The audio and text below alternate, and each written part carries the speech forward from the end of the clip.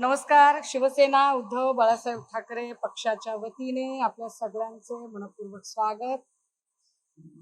आपल्या सगळ्यांचे आभार सुद्धा की एका सोशल कॉज साठी उभ्या असणाऱ्या लढ्यामध्ये आपण सगळे सुद्धा खंबीरपणे साथ देत आहात. हा मला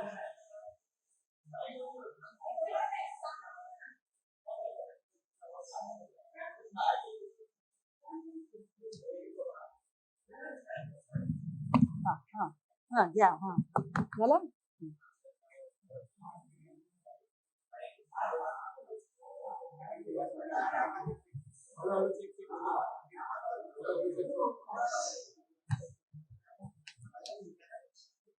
ठीक आहे.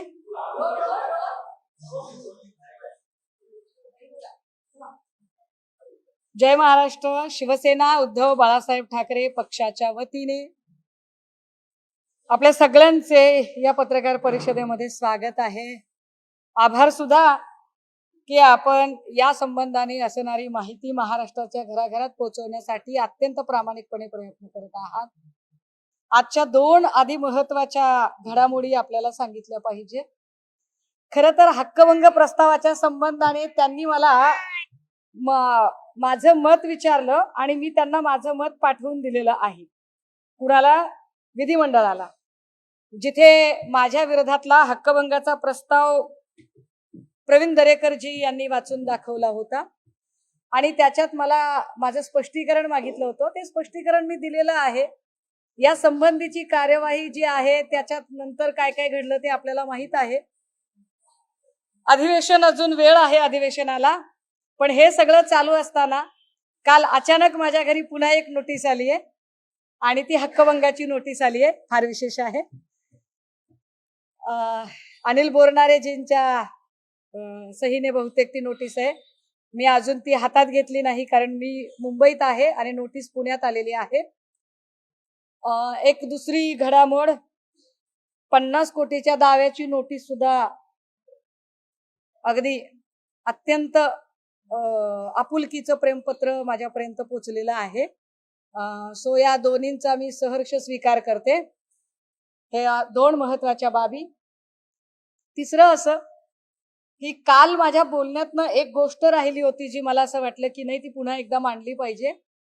मी काल महिला आयोगाच्या त्या सगळ्या भूमिकांच्या संबंधाने काही प्रश्न निर्माण केले होते आणि त्यात एक महत्वाचा मुद्दा माझ्याकडनं राहिला होता की जनरली एखादी घटना घडते तेव्हा ती घटना घडल्यावर घटनेच्या ठिकाणी असणारा जो मुद्देमाल आहे तो मुद्देमाल जप्त केला जातो. तिथले काही लॅपटॉप, काही फोन, काही असतील तर सील होतात, जप्त होतात आणि त्याची माहिती प्रचंड गोपनीय असते, जी माननीय न्यायालयाच्या समोर त्यांच्या परवानगीने ती उघडायची असते. एकीकडे आम्ही रणजितसिंह नाईक निंबाळकर यांचा महाडिकशी काय संवाद झाला असेल का, महाडिकांचा निंबाळकरांशी झाला असेल का, महाडिकांचा धुमाळ किंवा राहुल धसशी संवाद झाला असेल का, धुमाळ आणि राहुल धसचा, महाडिकचा आणि बदनेचा किंवा बनकरचा काही संवाद झाला असेल का, याच्या सीडीआरची मागणी करतो. त्या सीडीआर बद्दल कुठलीही माहिती पुढे येत नाही. त्या सीडीआरच्या बद्दलचं कुठलंही वर्णन, विशेषण, विश्लेषण, तपशील काल भाजप प्रायोजित जी पत्रकार परिषद झाली ज्याच्यामध्ये निंबाळकरांच्या प्रवक्त्या म्हणून महिला आयोगाच्या व्यक्ती तिकडे बसल्या होत्या, त्यांनी त्याच्यावर काहीच सांगितलं नाही, पण मुलीच्या सीडीआर बद्दल त्या बोलल्या. आता मला पोलिसांना प्रश्न विचारायचे आहेत की पोलिसांना हा अधिकार कुणी दिला की त्या मुलीचा जो मोबाईल असेल तो मोबाईल आणि तिचं जे काही सीडीआर असेल ते लीक करायचा. ही मोडस ऑपरेंडसी समजून घ्या. मी ऍडव्होकेट विपुल दुशिंग यांना वैष्णवी हगवणे प्रकरणातही हाच प्रश्न विचारत होते की वैष्णवी हगवणेचे सीडीआर हे तुमच्याकडे कसे काय, आणि त्या सीडीआर वर तेव्हा पण याच बाई बोलत होत्या ज्या बाई इतर कुठल्याही प्रकरणावर बोलत नाहीत.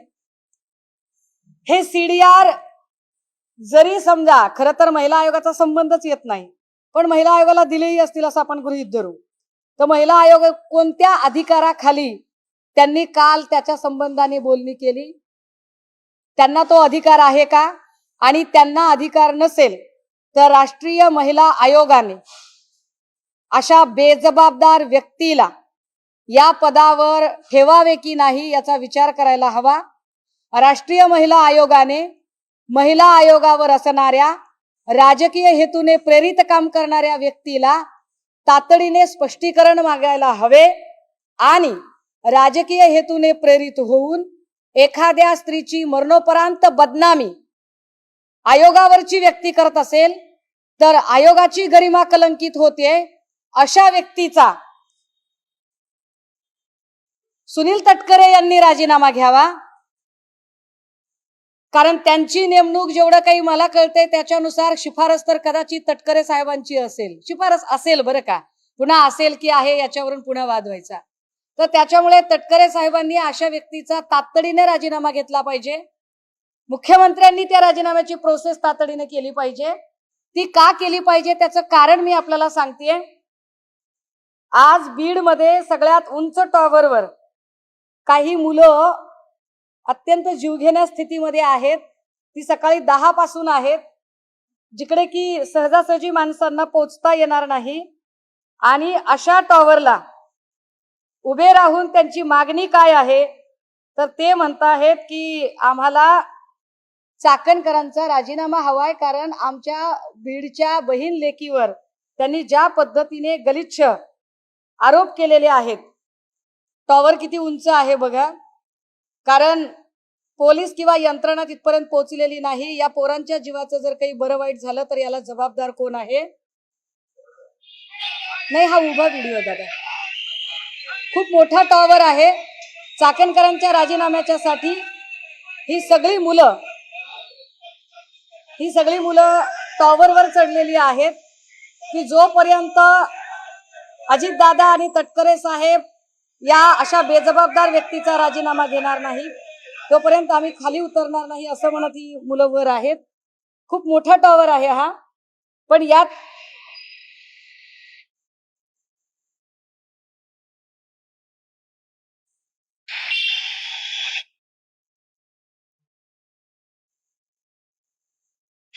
नमस्कार, मी माऊली शिरसाट, बीड शहरातील BSNLचं भाजी मंडई या ठिकाणचं सगळ्यात उंच टावर आहे आणि या टावरवरती आमचे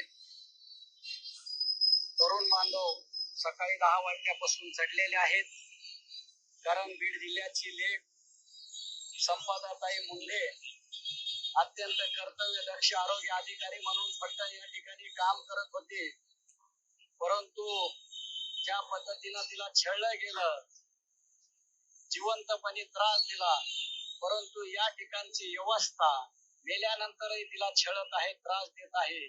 बेजबाबदार महिला आयोगाच्या अध्यक्षा रुपाली चाकणकर ज्या पद्धतीनं पत्रकार परिषद घेऊन आमच्या भगिनीच्या चारित्र्यावर शिंतोडे उडवत आहेत, त्यांना हा अधिकार कुणी दिला? PM रिपोर्ट आमच्या घरच्या मंडळींना भेटाना, व्हॉट्सअप कॉल किंवा काय आजचे CDR आमच्या घरच्या नातेवाईकांना भेटाना, आणि तिला कसे भेटले? या मागणीसह SIT स्थापन लवकरात लवकर झाली। मंडळी, मी म्हटलं की मला काही नवीन माहिती आपल्यासोबत शेअर करायची आहे। हा एक फोटो आहे, आपल्याला हे प्रकरण माहित असेल, हे अश्विनी बिद्रे हत्याकांड प्रकरण आहे। हे एप्रिल 2013चं प्रकरण आहे आणि या प्रकरणामध्ये 2016चं प्रकरण आहे। हे अश्विनी बिद्रे हत्याकांडामध्ये अश्विनी बिद्रेची हत्या झाली। हत्या खरं तर 11 एप्रिलला झाली होती, पण तिच्या घरच्यांना जेव्हा लक्षात आलं की आपली घरातली जी व्यक्ती आहे ती सापडत नाहीये, तिचा कॉन्टॅक्ट होत नाहीये, तेव्हा 15 एप्रिल 2016ला अश्विनी बिद्रेंच्या संबंधाने एक मिसिंगची तक्रार दाखल झाली होती। या मिसिंगच्या तक्रारीमध्ये की आमच्या घरातली व्यक्ती नाहीशी झालेली आहे, त्यांचा शोध व्हावा, पण तो शोध काही होत नव्हता। अखेर ती ज्या ठिकाणी राहत होती नोकरीच्या ठिकाणी, तिथे जाऊन तिचा लॅपटॉप वगैरे जेव्हा हस्तगत केला आणि अश्विनी बिद्रे यांचे पती आणि त्यांची मुलगी यांनी त्या लॅपटॉप आणि मोबाईल मधनं काही गोष्टी काढल्या, त्यावेळेला त्यांचा संशय हा अभय कुरुंदकर या माणसावर गेला आणि त्याच्यानुसार पुढे एक तक्रार लक्षात आली आणि त्याच्यात असं कळलं की 11 एप्रिल 2016 अश्विनी बिद्रेची हत्या झाली होती. मी हे का सांगते त्याचं कारण पुढे सांगते आपल्याला. 11 एप्रिल 2016 अश्विनी बिद्रेची हत्या झाली, पण गुन्हा हत्येचा दाखल झाला नव्हता.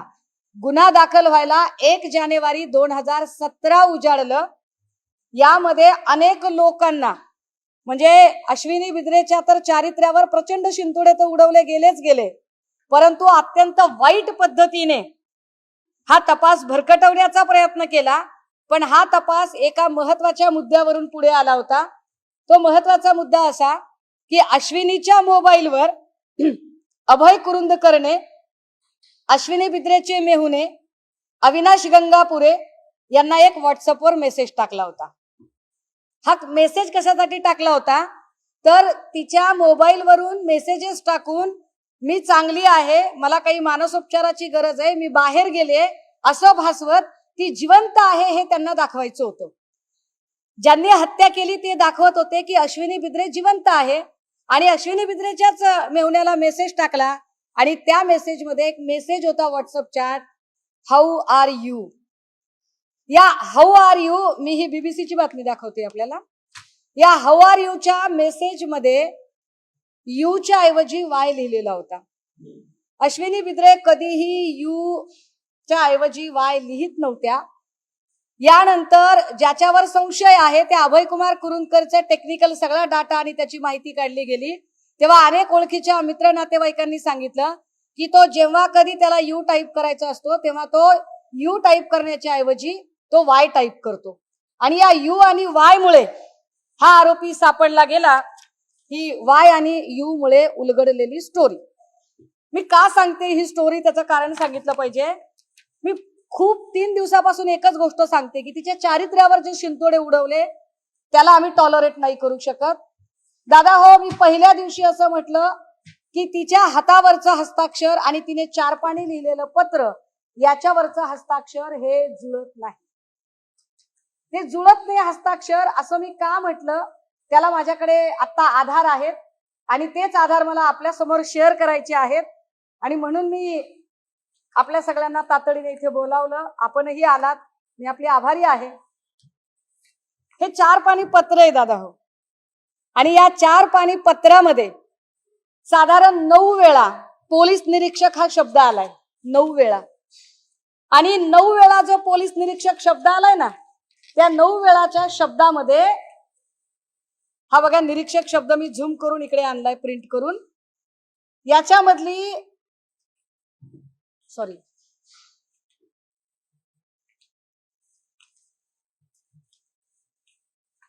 त्याच्यामधलं जर हस्ताक्षर जर आपण बघितलं तर आपल्या लक्षात येईल की काय नेमका घोळ झालेला आहे, आणि आम्ही असं म्हणतोय याला नेमका आधार तरी काय आहे. हा निरीक्षक शब्द,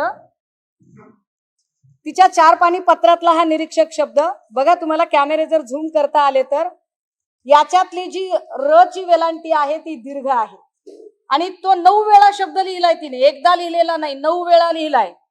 हे काम पोलिसांचं आहे, मी सोपं करून देते पोलिसांना. 9 वेळा निरीक्षक शब्द आला आणि त्याची वेलांटी दुसरी आहे. अगदी त्याच वेळेला तिच्या हातावर जो निरीक्षक शब्द आलेला आहे त्याची वेलांटी पहिली आहे, आणि हे धक्कादायक आहे. मी अजिबात कुठलीही गोष्ट वेग मांडत नाहीये, मी फार जीव तोडून मांडतेय. मला कुठल्याही पक्षीय राजकारणात जायचं नाहीये, मला काही देणं घेणं नाहीये. मला एवढंच म्हणायचं आहे की तुम्ही एखाद्या महिलेचं चारित्र्य हनन करताना जरा माहिती तर घेत चला. मी असा हत्येचा संशय व्यक्त केला होता, पण आता या 2 गोष्टींनी, या तरुणीची आत्महत्या की हत्या ही गोष्ट अधिक किचकट झाली आहे. ह्या 2 कागद बघितल्यावर ती हत्या झालीये का असं म्हणायला फारच पुरेसा वाव आहे की 9 वेळा 4 पानी पत्रामध्ये लिहिलेला निरीक्षक शब्द त्याची वेलांटी दुसरी आहे, आणि सुसाइडल नोट म्हणून संदर्भ घेतलेला हातावरचा जो शब्द आहे त्याच्यातली र ची वेलांटी ही पहिली आहे.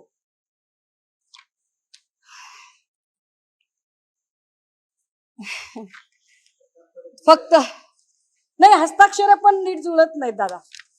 विशेष म्हणजे तिने अधीक्षक शब्द जो वापरलेला आहे ना, म्हणजे ती प्रत्येक वेळेला असा जेव्हा कधी शब्द येतोय त्यावेळेला ती दीर्घ वेलांट्या वापरते आणि याच्यातली वेलांटी तिची रहस्व आलेली आहे. हे काय आहे? याच्यावर काल महिला आयोगाने का बरं आपलं म्हणणं मांडलं नाही?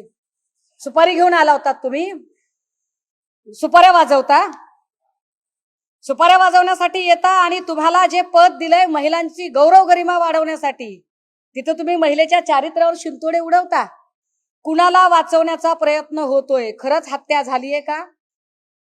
आणि जर हत्या झाली असेल तर, आणि जर अशा पद्धतीने जर स्थानिकचेच पोलीस अधिकारी संशयाच्या भोवऱ्यात असतील, ज्यांच्यावर आरोप आहे त्यांचा हवाला देत त्यांनी सांगितलेलं व्हॉट्सअप चॅट जाहीर पत्रकार परिषदेत दाखवत जर मांडलं जात असेल तर ते किती खरं धरायचं? त्यामुळे हा फारच महत्वाचा आणि भक्कम पुरावा.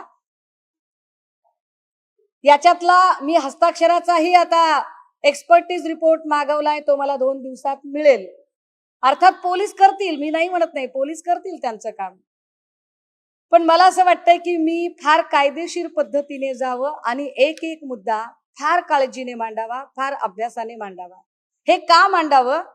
कारण मी मघाशी तिच्या घरच्यांनाही बोलायचा प्रयत्न केला. एवढी साधी माणसं आहेत, ऊसतोड कामगाराचं लेकरू आहे. ऊसतोड कामगारांच्या जीवावर फार राजकारण होतं, मतं मिळवली जातात. पण ऊसतोड कामगाराच्या लेकराबद्दल एक अत्यंत कायदेशीर आणि एक अत्यंत शिस्तबद्ध, एका व्यवस्थित तपासाच्या योग्य दिशेने जाणारी रेषा कुणीतरी मांडण्याची गरज आहे. तो प्रयत्न इथं करते. त्याच्यानंतर मी आत्ताही संपदाची बहीण आणि संपदाचा भाऊ, भावाचा मला कॉन्टॅक्ट झाला नाही, बहिणीचा कॉन्टॅक्ट झाला. मी त्यांच्याशी बोलायचा प्रयत्न केला आणि म्हटलं तुम्ही काहीतरी टायमिंगच्या बद्दल बोलत आहात. हे टायमिंगचा काय विषय आहे? तर साधारणतः घटना घडली त्या दिवशी खूप उशिरा तिची बहीण फोन करते आणि तो फोन पोलीस उचलतात आणि पोलीस सांगतात की तिला वाटतं की आपल्या बहिणीचा फोन चोरीला गेलाय का? ती म्हणते कोण बोलताय? आणि तिकडून सांगितलं जाते की आम्ही पोलीस बोलतोय. तुमच्याकडे कसा काय फोन? तर तुमच्या बहिणीने सुसाईड केलंय. कसं शक्य आहे? आणि मग ते टायमिंग सांगतात की तुमच्या बहिणीने सुसाईड केलेलं आहे. कधी झालंय? तर ते सांगतात की नाही, हे 7 वाजताच झालेलं आहे, संध्याकाळीच झालेलं आहे हे. पण त्या दिवशी बहिणीने एक स्टेटस ठेवलेला होता व्हॉट्सअपला आणि तो स्टेटस 11:06 संपदाने लाईक केलेला आहे. तर तिच्या मोबाईलवरचा हा स्क्रीनशॉट आहे दादा. आता जर तिचा मृत्यू जर आधीच तुम्ही दाखवत असाल तर नंतर 11 वाजता ती हा व्हॉट्सअप स्टेटस लाईक कसा काय करते? वेळा चुकतायत का? पोलीस काही लपवायचा प्रयत्न करतायत का? आणि म्हणून आमचा पोलिसांवर संशय आहे आणि म्हणून आमचं असं म्हणणं आहे, कारण मी का ही केस सांगितली आपल्याला, मी अश्विनी बिद्रेची केस यासाठीच सांगितली की आरोप अभय कुरुंदकर हा पोलीस ऑफिसर होता आणि पोलीस ऑफिसरवर आरोप होता. याही प्रकरणात पोलिसांवर आरोप आहे आणि त्यामुळे हे जे छोटे छोटे बारकावे आहेत, हे छोटे छोटे बारकावे लक्षात आणून दिले पाहिजेत. आणि ज्यांच्यावर संशय आहे, ज्यांच्यावर आरोप आहे, जे आमच्या नजरेत संशयित आहेत, अशाच लोकांवर तुम्ही तपास सोपवू नये. हा तपास माननीय उच्च न्यायालयाने उच्चस्तरीय समितीकडे सोपवावा. राहिला प्रश्न माझ्यावरच्या बदनामीच्या, काय त्यांच्या नोटिशी बिटिशीचा, त्याला उत्तर द्यायला मस्त खंबीर आहे मी. ते नंतर बघता येईल, त्याचं काय एवढं नाही. काय माणसं कोण हाडा आगणारी असते, तू काय करते तेवढं? भांडलं तर कोणीतरी उभं तर राहिलं पाहिजे. त्याच्यामुळे ह्या गोष्टी महत्वाच्या आहेत. आणि एक सरते शेवटी आपल्या सगळ्यांच्या माध्यमातून मला संपदाच्या आई वडिलांना एक अपील करायचे, फार कळकळीचं, त्यांची लेक म्हणून. मी खूप साऱ्या इंटरव्ह्यू मध्ये तिच्या वडिलांना तोंडाला फडकं बांधून इंटरव्ह्यू देताना बघितलं. काका, हे सगळे पुरावे बघितल्यावर तुम्हाला तोंडाला फडकं बांधायची गरज नाही. तुमचं लेकरू निष्पाप आहे, निष्कलंक आहे. तुमच्यावर ज्या पद्धतीने एक मॉरल प्रेशर तयार केलं जातंय आणि तुमची सायकोलॉजी किंवा तुम्हाला डिमोरलाइज करण्याचा प्रयत्न केला जातोय, तुमच्यातल्या कुणीही अजिबात तोंड लपवायची गरज नाही. तुमचं लेकरू हुशार आहे, कर्तबगार आहे.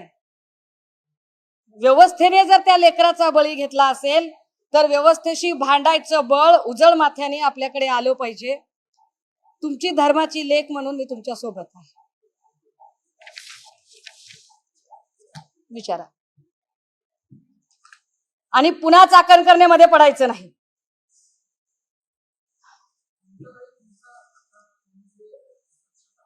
मी आपल्याला देणार दादा हे. मला माझा संशय मी पहिल्या दिवशी मांडतेय की जर पोलीस डिपार्टमेंटच संशयाच्या भोवऱ्यात आहे तर त्यांनी सांगितलेल्या गोष्टीवर मी का विश्वास ठेवू. जर मयताची बहीण सांगते की हस्ताक्षरामध्ये फरक आहे आणि तो फरक काय, तो ढोबळमानाने मी आपल्या समोर आणलाय की 4 पानी नोट मध्ये जर 9 वेळा निरीक्षक शब्दाला रची वेलांटी दीर्घ केलेली आहे आणि हातावरच्या नोटवर मात्र रची वेलांटी ऱ्हस्व आहे, तो व्हेरी क्लिअर.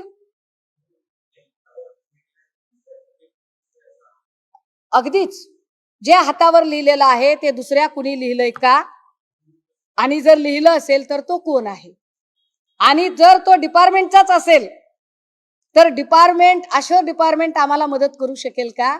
मग याची चौकशी स्थानिक पोलिसांकडून काढून घ्या आणि याच्यासाठी उच्च न्यायालयाची उच्चस्तरीय समिती नेमा. ही उच्चस्तरीय समिती नेमावी आणि मी पुन्हा म्हणते की चौकशीच्या कक्षेत या सगळ्या लोकांना आणलं जावं. ते आणण्यासाठी जर तुम्ही ऐकणार नसाल तर मी 2 तारखेपर्यंत वाट बघतीये. 3 तारखेला दोन्ही हात तिसरं मस्तक जोडून अत्यंत विनम्रपणे मी फलटण पोलीस स्टेशनला जाते.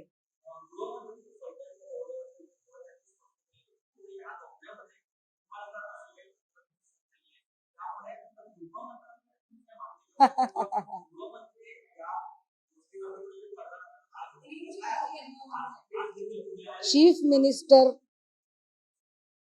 मिनिस्टर माननीय मुख्यमंत्री यांनी या राज्याला कल्याणकारी राज्य बनवण्यासाठी अहोरात्र मेहनत घ्यावी. माझ्या त्यांना शुभेच्छा आहेत. परंतु माननीय मुख्यमंत्र्यांनी न्यायाधीशाच्या खुर्चीत बसू नये. तो त्यांचा जॉब नाही. आणि जर तो त्यांचा जॉब आहे असं त्यांना वाटत असेल तर मग पोलीस स्टेशन आणि कोर्ट याचा फार्स कशाला करताय.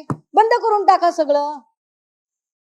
नाही तर बोर्ड लावा तुमच्या ऑफिसच्या बाहेर, येथे क्लीन चिट वाटून मिळतील.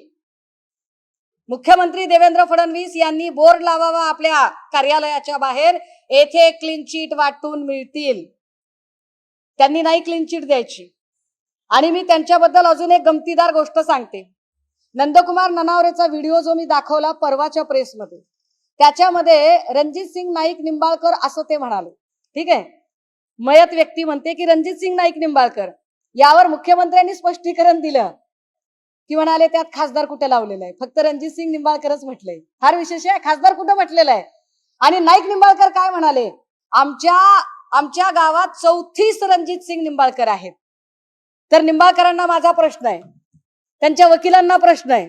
त्यांचे वकील कॉप्या करून पास झालेले नाहीत, ते हुशार आहेत अशी माझी धारणा आहे. माझा विश्वास आहे की ते अत्यंत विद्वान आहेत. माझा त्यांना प्रश्न आहे की जर तुम्हाला असं वाटतंय की 34 नाईक निंबाळकर, रणजित नाईक निंबाळकर फलटण मध्ये आहेत, तर ते 33 कोण आहेत दुसरे की ज्यांच्याकडे नागटिळक आणि शिंदे नावाची पीए आहे. लॉजिकचा प्रश्न आहे दादा, काय चुकीचं बोलते का. ते 33 कोण आहेत ज्यांच्याकडे शिंदे आणि नागटिळक नावाचे पीए आहेत. कारण पीए ठेवण्या इतकी औकात ती रणजित नाईक सिंह निंबाळकर यांचीच असेल. त्यांची का असेल, फार मोठी आसामी आहे. बरं झालं लक्षात आलं तुमच्यामुळे. किती मोठी आसामी आहे बघा. सांगितलं पाहिजे मी आपल्याला की किती मोठी आहे. अहो, आपण साधा एखादा केक जरी तलवारीने कापला तरी आपल्यावर काय काय ॲलिगेशन येतात राजे हो. आता ह्याच्यात मात्र बघा तुम्ही, म्हणजे विशेष आहे हा.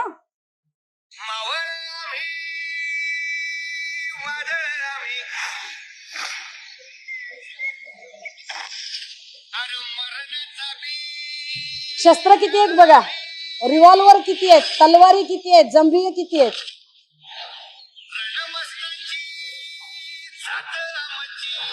अरे काय तुम्ही कॉपीराईट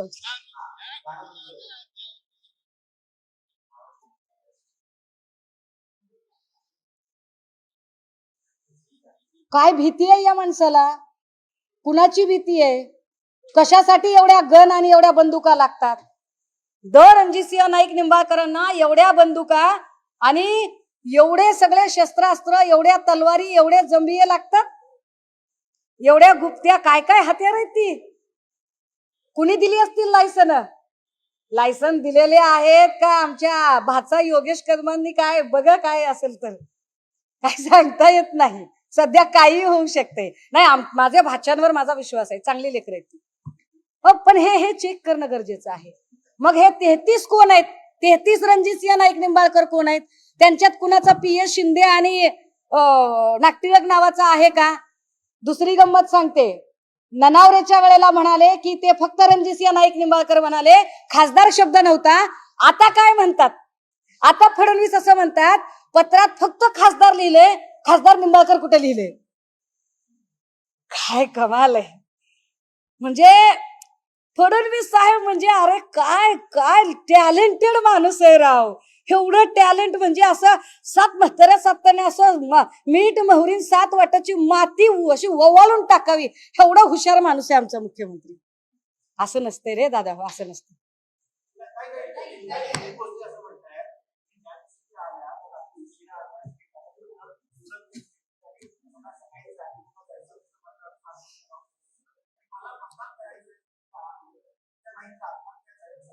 चला चला मान्य, मी दिलीपसिंह भोसले पाटलांचं हे आर्ग्युमेंट मान्य करते. माझं त्याच्या पुढचं आर्ग्युमेंट आहे, डॉक्टर असलेली पोरगी एवढी काय अशी डोसक्याला गोडतेल लावणारी होती की तिला माहितीये की निंबाळकरांच्या दबावाने तिची डिपार्टमेंटल इन्क्वायरी लागली, असं तिनेच तिच्या हस्ताक्षरामध्ये पत्रात लिहिलंय. ती निंबाळकरांच्याच निकटवर्तीयांच्या हॉटेलमध्ये जाईल का राहायला. लॉजिकच्या काय आता काय म्हणजे असं कसं, काहीतरी लॉजिक असेल ना. ती का जाईल त्या हॉटेलमध्ये, की जे हॉटेल तिच्या शत्रू पक्षाचं हॉटेल आहे, ज्या नेत्याच्या विरोधात तिची तक्रार आहे, त्याच नेत्याच्या निकटवर्तीयाच्या हॉटेलवरती का जाईल. दिलीप सिंहांनी त्याचं उत्तर द्यावं.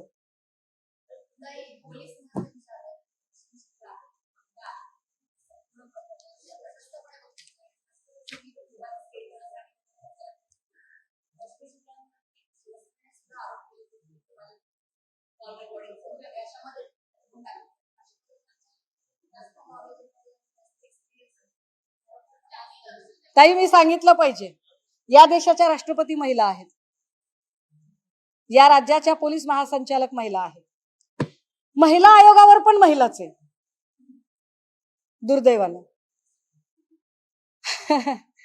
तरी महिलेला न्याय मिळत नाही. लाडकी बहीण असं म्हणणाऱ्या लोकांनी लाडक्या बहिणीच्या जाहिराती करण्यापेक्षा सुरक्षित बहिणींच्या जाहिराती करण्याची गरज आहे. आणि बहिणींना सुरक्षितता कशी मिळेल त्यासाठी प्रयत्न करावेत. मी आज उपस्थित केलेले प्रश्न याच्या उत्तराच्या प्रतीक्षेत आहे. आणि हो, आम्ही महिला आयोगावर सुद्धा रीतसर कायदेशीर कोर्टात जात आहोत.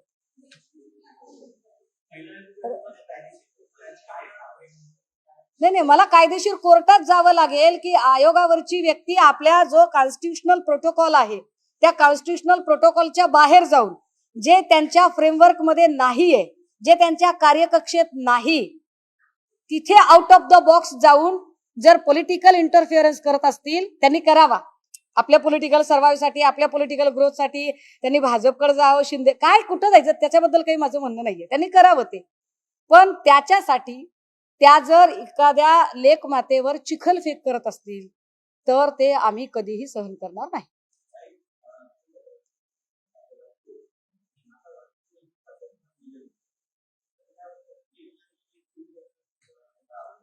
अहो, आता हेच सांगते मी मगापासून की माझं म्हणणं आहे की हे वेगळं कसं आहे, हे वेगळं कसं आहे.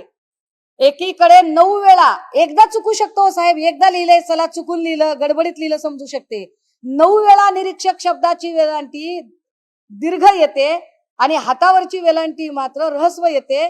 तिचे जेव्हा जेव्हा याच्यातले 4 अक्षरी शब्द आपण तपासतो तेव्हा 4 अक्षरी शब्दामध्ये दीर्घ वेलांटी येते आणि इतर ऱ्हस्व वेलांटी येते. हे काय आहे? कारण मेडिकलची जी लेकरं असतात त्यांचं मराठी आणि ग्रामरचं थोडंसं त्रांगडं असतं. हे फार महत्वाचं आहे.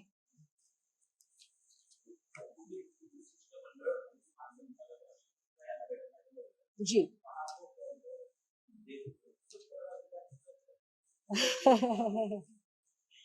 असू द्या, असू द्या. त्यांनी जरी महिला म्हणून कोणाची गय केली नाही तरी आम्ही महिला म्हणून सगळ्यांचा सन्मान करतो. आणि मी म्हणते ना की मी सन्माननीय उद्धव बाळासाहेब ठाकरे या अत्यंत संयमी, सभ्य आणि सज्जन माणसाच्या नेतृत्वाखाली काम करत आहे. त्यामुळे वेग काहीही बोलणार नाही, विनाकारण कुणाचेही व्यक्तित्व हनन करण्याचा प्रयत्न करणार नाही.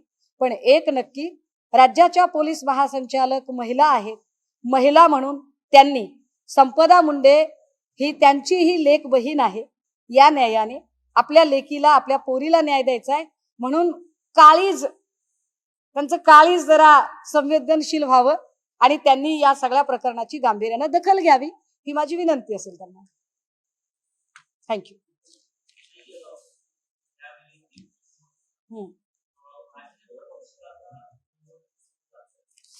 पुन्हा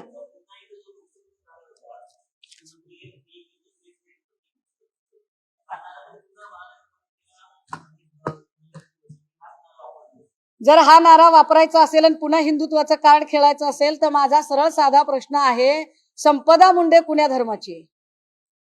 संपदा मुंडे हिंदू आहे ना. मग संपदा मुंडे हिंदू आहे तर हिंदू बहिणीच्या साठी आता हिंदुत्व हिंदुत्व करून ओरडणारे किती जण मैदानात येणार आहेत? एरवी जर समजा आरोपी इतर कुठल्या धर्माचा असता तर आतापर्यंत नितेश राणेने घरातले हाय नाही तेवढे सगळे अगदी वलानीवरचे कपडे सुद्धा बाहेर आणले असते. काय हे धंदा? माझ्याकडे अजून आलेलं नाही दादा. मी अभ्यास करेन आणि मी अभ्यास केल्यानंतरच त्यावर बोलेन. मी नक्की त्याच्यावर चेक करेन. पण मी उद्या किंवा परवा मी अजून एक प्रेस कॉन्फरन्स करेल आणि नाईक निंबाळकरांच्या त्रासाने कंटाळलेले साधारण 3 ते 4 कुटुंब मी पुन्हा पुढे आणेन. कारण यांचा आका कोण आहे तो आका शोधला पाहिजे. आपण परळीचा आका शोधला, परळीच्या आकाला गजाआड केलं, फलटणचा आका सुद्धा शोधला गेला पाहिजे. देश विदेशातील प्रत्येक घडामोडींचे लाईव्ह अपडेट मिळवण्यासाठी आता साम टीव्हीच्या सर्व सोशल मीडिया प्लॅटफॉर्मला लाईक, फॉलो आणि सबस्क्राईब करा. तसंच सर्व नोटिफिकेशनसाठी बेल आयकॉन प्रेस करायला विसरू नका.